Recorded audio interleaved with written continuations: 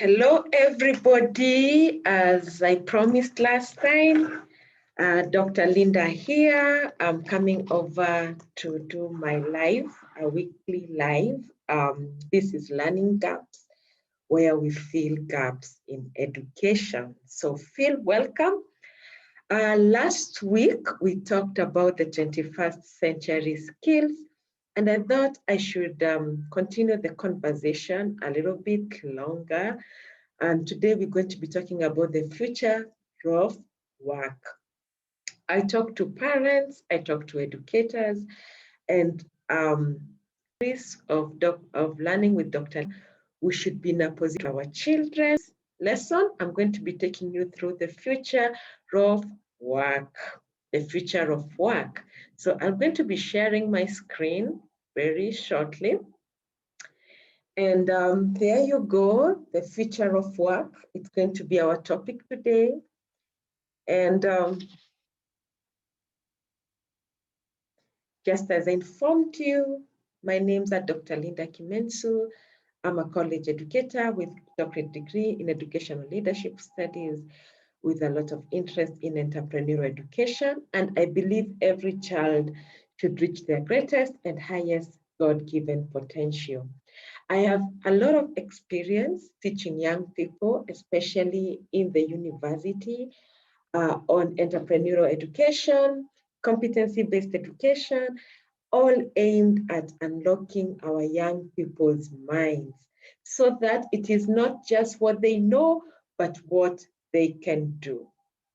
So when you think about the future of work, we are in the 21st century, and that is one of the things that we talked about last time, about when the 21st century began, and we agreed, or we say that it started in 2001, and it is going to be ending in 2100.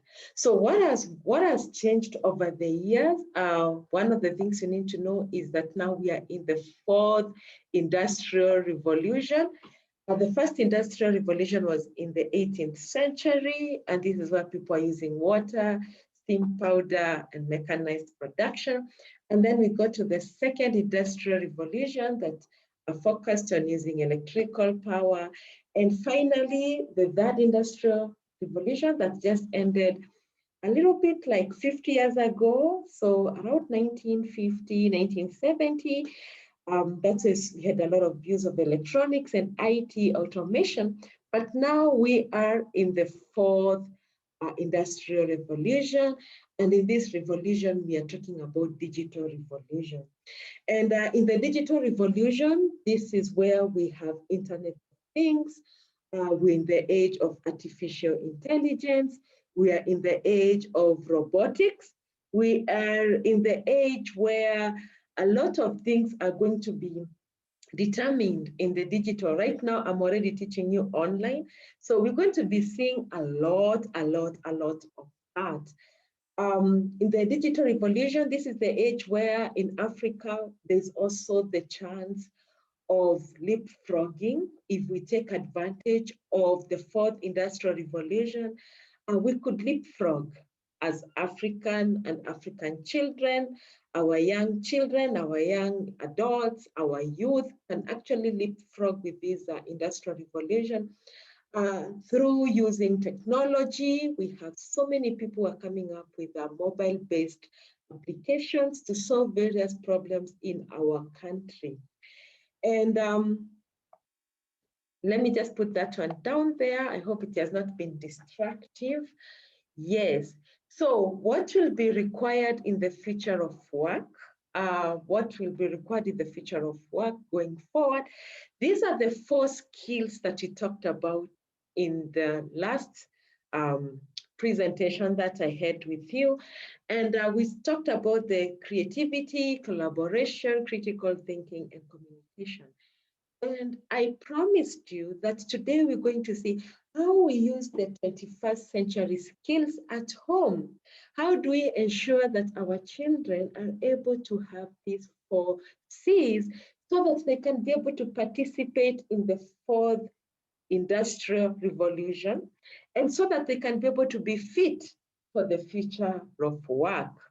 Now, our role as parents, how do we get our children ready for the future of work?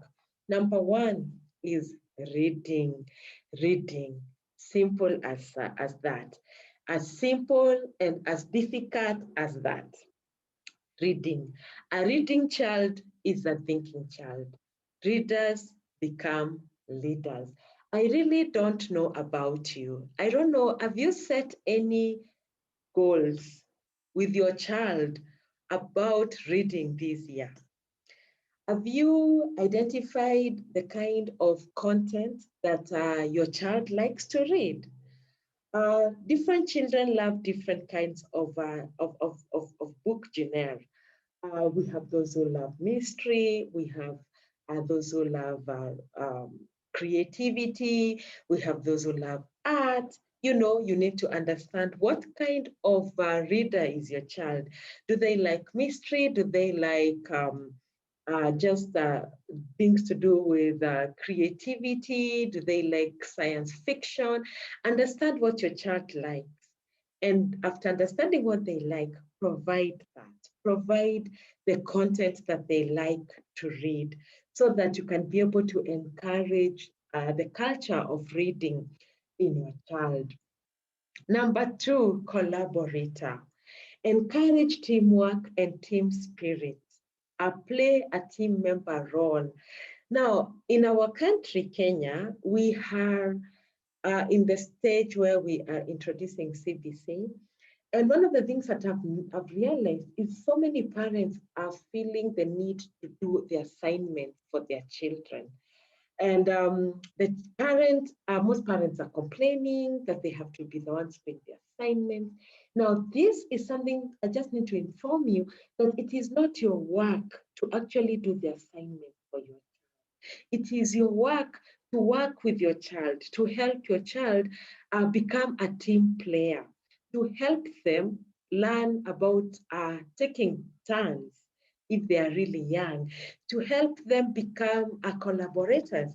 If your children are much older and you're in a neighborhood or you're in an estate, and most of these children have been given the same assignment, we have moved away from the competitiveness that we were always having in the previous uh, curriculum. We are now in a curriculum that supports competency-based learning, that supports collaborative learning rather than competitive learning. So instead of the child just struggling by themselves, working on projects that they're not able to, and you feeling that you need to do the work for your child, allow children, give a group of children, maybe in your neighborhood, maybe in your estate, come together as parents, collaborate in getting these items for your children so that they can be able to do it together. And by doing that, you are encouraging collaboration in your child. The other skill we talked about is communication skills. And communication skills is of two types. We have written communication, we have verbal communication. You have to encourage clear, straightforward communication.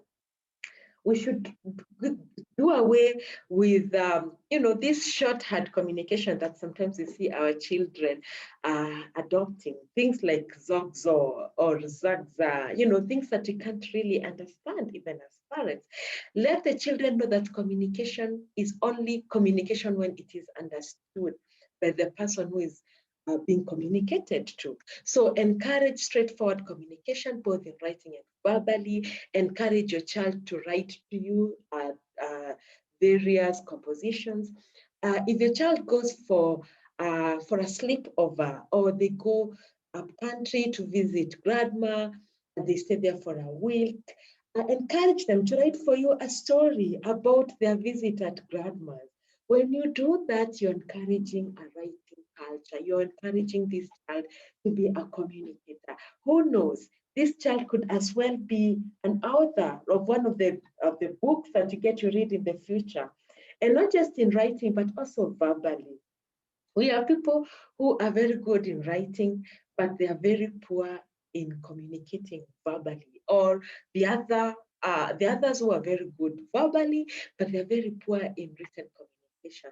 Have a time or a period where you have storytelling so that everybody has a chance to actually communicate verbally, to be able to say what they feel, to say their thoughts in an environment that is non-judgmental, in an environment that is encouraging. The other skill is problem solving. So if you realize in this 21st century learning, children are really being encouraged to be inquisitive, being inquisitive. Encourage inquisitive creative thinking through asking questions and not being too quick to offer solutions. So keep asking questions of where, why, what, who, wow, how, who, which, when, ask why. Make sure that all the time you're asking why. And when your children keep on asking why, let us also have the grace to answer them. Because when we teach them to answer the whys that they have, we can also encourage them to ask the whys. And we can also encourage them to answer to our whys. And let us not be too quick to offer solutions or answers so that you can be able to encourage this kind of problem solving skill. And with problem solving skill, the next very important skill that we need to encourage in our children is to have a strong work ethic. Now, you may not know this, but the number one predictor of the long-term future success of your child is how well they do the chores at home. When I saw that, it gave me wow, a light bulb. Most of us parents think that the most important thing for children is for them to sit in their room and do homework. It's very important that they do homework, but it is also equally important that they actually do chores and that they are able to manage their time properly so that they can be able to do chores at home and also do their homework that is expected for them to do at school. Encourage them to do meaningful work. Encourage them to take initiative. Encourage them to ask the question that we were always asked growing up, that if it has to be, it has to be me. So let the child have the initiative to take care of their siblings, to take care of the chores at home, to be able to be problem solvers while they are at home. And finally, we need to be generous in praise. Our parents, sometimes as we are trying to raise these children, sometimes we can be so mean and sometimes we can really be critical of the small things that they don't do well. We should be generous in praise and use our criticism as sparingly. Criticism, like rain, should be gentle enough to nourish a man's growth without destroying his roots. So, ladies and gentlemen, that marks the end of our Wednesday nuggets. Next week on Wednesday, we're going to learn more with Learning with Dr. Linda's series. I hope you're learning. I hope you're engaging. I hope you're participating. I hope you're getting involved in your child's life. I hope you're taking this opportunity that we have been given and to actually work with our children so that we can be able to help them reach their greatest and highest potential. Again, this is Dr. Linda, Learning Gaps, where we fill gaps in education. Until then, thank you very much. I'm wishing you the very best, even as we are engaging with these 21st century learners. Thank you very much and have a good time.